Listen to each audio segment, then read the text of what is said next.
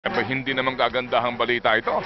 Mula po kay Rod Ison, mag-asawa natagpuang patay matapos na pagnakawan sa Bataan. Mula po kay Patrol 12, Rod Ison. Rod. Yes, paring Ted, isang retired U.S. Naval Base employee at asawa nito ang natagpuang patay ngayong umaga sa mismong terrace ng kanilang tahanan sa Barangay Sapa, Samal, Bataan. Sa report ni Samal Bataan Town PNP Deputy Chief Inspector Gerald Bautista, ang mga biktima ay sinasabing pinagpapalo sa ulo at ito'y nakilalang sina Rogelio Cortez. Ulitin ko po pangalan, si Rogelio Cortez, retired U.S. Naval Base employee at asawang si Flora Cortez.